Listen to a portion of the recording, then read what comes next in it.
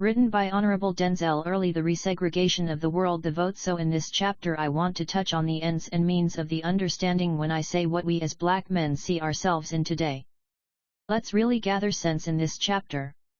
Alright, so we see ourselves in a situation that is very dangerous. Another man of color was killed hours ago by a highway patrolman, and the man killed named was Leonard Cure.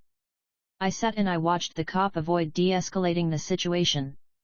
I said, yeah, this looks like the Eric Gardner situation all over again. Sure enough it was. The cop yelled from the moment he got out the company car to the time he executed the unarmed man. I thought to myself, how could a person find himself in such a situation where you're speeding down the highway and a cop decides to encounter you without enough acumen to do so? I mean, in Cure's defense, he was going almost 75 in a free lane where there was no speed sign saying you should only go 60 on this expressway. Right? You may have a different reach about the situation, but to me it was not warranted for the man to lose his life. It's never warranted. Again, I sit and think, like, what if he has children he's responsible for? He's clearly driving right. The patrolman knows this.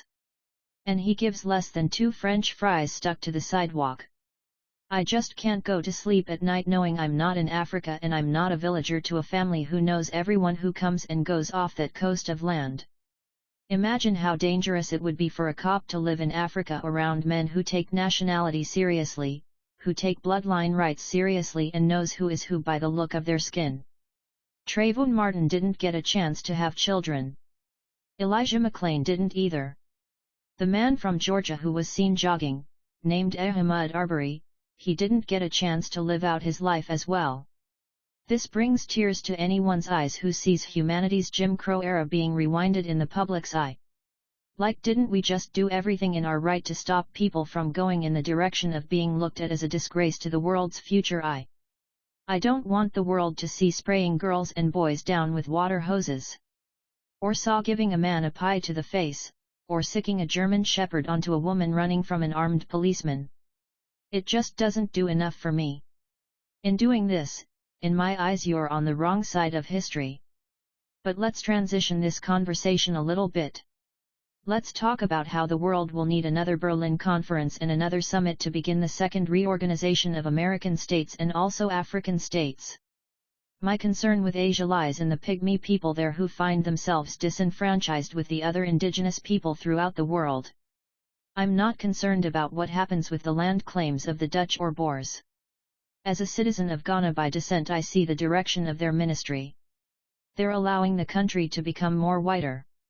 They're mixing with other nations of people. And to the shame of those people are forgetting their origins and mixing with Africans instead of staying in Arab countries and German countries. They don't want to be by themselves no more. And I'm afraid if world leaders in Africa like Julius Malema and Maurice Kamto don't exercise the vigor in youth in America, it will blot out everything they wanted to see happen since decided in where the people were going forward. Enough mixing, I understand. Africa will look like America. Indeed it will. Border issues will be upgraded for people of European origin. Like America. The Africans will be using terminology like colored and black because of the shades that will exist as they are then no longer all maroon. Like America. And the legal system will be chattel and no longer free. Like America. Again. But how do you tell a people this when they're divided themselves? Americans are at an ends. Americans can't help Africans no more than they can help themselves. We're upright on the day a 16-year-old just got sentenced for killing another 16-year in Gastonia, North Carolina, because the issue wasn't this time if any other justified. It wasn't. This was nationocide. When you see a nation die from its own self. No march when this happened. No one opened a church when this happened. It was the night before work as usual. No vigils were made the week after for the teen's murderer's trial. So how could this be, you say? How does someone get away with murdering African people so many times and not anything be done about it on a global scale? Sure, spaceships exist. Sure, plant lives exist. Sure, military exit plans exist. The nation is watching men get gunned down for doing nothing but driving to the store, walking from the movies, coming from the gym or going grocery shopping. And the nation is doing nothing about it. This is profoundly an underlying catering to the fact, Black people must start reorganizing among themselves. We have to start traveling more and owning more if we can't get outright leave the planet yet. I see all these men and they're ill-prepared for what is about to happen. I made sure when I bought my first home that I put a camera outside my house. I made sure I got a phone servicer who put security first. I made sure I got my passport and strengthened my network. I can't live in a place where the district presidents are fine with an all-white police force in an all-black area. It gets you to thinking. Should Burkina Faso be organized with Michigan? Should there be border restrictors for people traveling within city limits and state limits? I think there should be. If you're a person of color, you should not be able to travel to another city unless you have a social worker. You should not be able to travel to another state unless you have a sponsor. Going from Illinois to Mississippi, better know someone down there who has your indemnity papers. I truly believe this. Travel laws are too relaxed.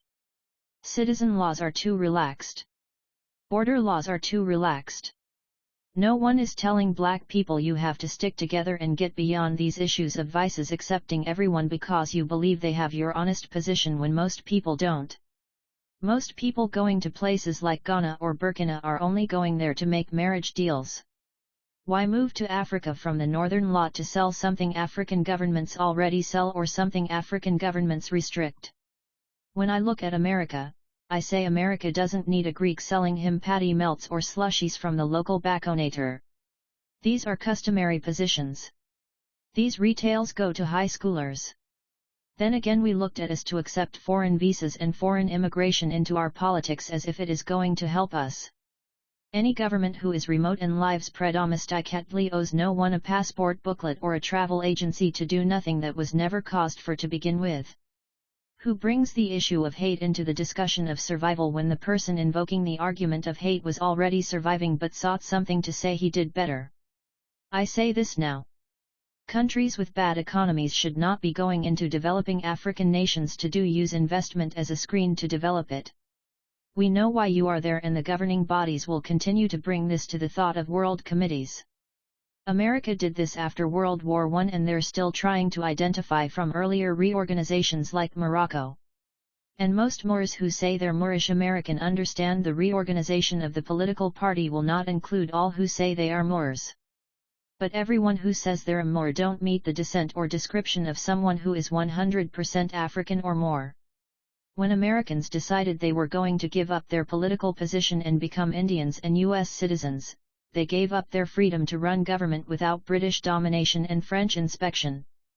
It was that simple. I'm seeing Moors with 80% pedigree say they can travel without a license or squat in a home they have no title to. The cop knows this because he's a part of a secret order and brotherhood and just doesn't say anything because it isn't job to nurse you. He says step out the car. I don't want to hear about a case law from 1904.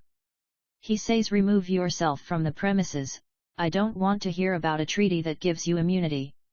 He says the suspect is an enemy combatant because he chooses to be called Blackfoot Cherokee.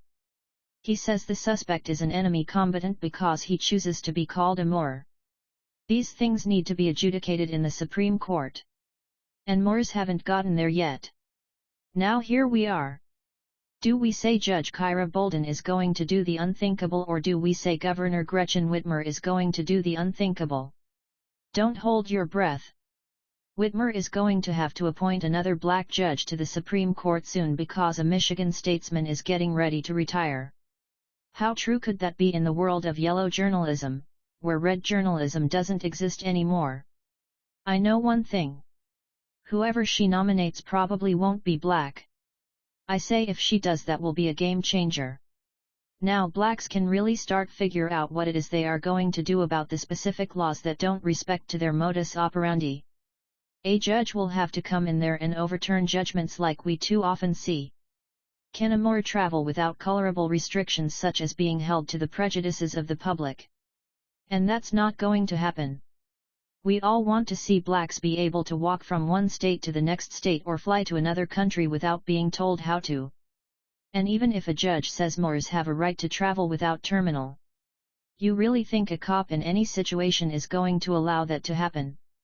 America is like this: baseball, golf, and hockey. You only get owner and player legal disputes in basketball and football. Two sports no one really cares about. If Akon built his city fast enough, maybe LeBron James and the Player Association would transfer all of their assets to over there in Senegal with the help of Floyd Mayweather. But who's thinking big? Akon warns blacks to leave America and to go back to Africa. Why not? Sounds achievable. You can go back and see your investment hold truer. You can decide who your state officers will be. You can start counties there. You can bring Americans who identify as full-time Africans back to a place where the culture would for the first time be centered around them. Only problem you would have with that again though is the divestment of the old nations. But otherwise it could work. People have to be honest as to why they decided to come back to a place that is the home to the some. Right now in America we're in apartheid. Most black people can't keep a 700 credit score. Most black people can't keep a home from being broken. Most black people can't carry through with an emergency situation. If something happens in the town and the commissioners warns weeks before, most likely blacks will not be present for the evacuation meetings and they won't be available for emergency trainings. Only time you sense a spirited naturalization is if something not too important and being given out. This is why the older class of people will come out and take advantage of the coffee being sold with the insurance claims. But here I am looking Africa be looked at in a different light. Imagine if ABC or NBC premiered African networks on regular channels in America. The only channels we got when we plugged the television up was 2, 5, and 7. And sometimes 21. We didn't need cable. We didn't need YouTube. All we could have did was plug our box up and watched channels about farming and agriculture. But Comey's Zioners in some of these places don't want you to see what goes on in Africa. They don't want you to see how people live there. And the people there have no problem with black Americans being able to see how they live. They want to know about black Americans. They want to know about the languages that are used over here and how the people make it day to day. They want to know what people call a plant or crop here in America. A man asked me. He said, "Is this called a lettuce in America? What is this called? Is this called greens?" He wanted to know. If black Americans saw how the people lived over there, believe me there would be no crime in America. Because what's on television wouldn't justify a curious 12-year-old not wanting to know where that amount of hospitality is coming from and why it is put in front of him as a child. But again, we can't blame Comcast. The blame goes to the community. The nation gets the blame. Blacks know when it is time to leave a place and where to resettle. We've been doing all our lives. The average family moves 3 times in their life. I moved 3 times. About right. But including my childhood too, about 5 times. But those 2 extra times didn't count because I was a baby and my mom was younger herself. Africans live in one village area since forever. They aren't thinking about moving to America unless it's for the experience they're getting. They know though, one day they will be back. They'll be back in Africa telling their villagers this is how they are there, telling their villagers this is what they do during the day. I see it like this. Whatever Africa chooses to do with their people, learn from the examples Marcus Garvey put forth. Read through his old letters. Gather an idea and know of where he was coming from. You really have to. Because everyone won't get it in time. It's the government's responsibility to keep its people safe. And I think Africa will be safe again one day. The people from African in America will begin to start returning home. We will have a newer Africa.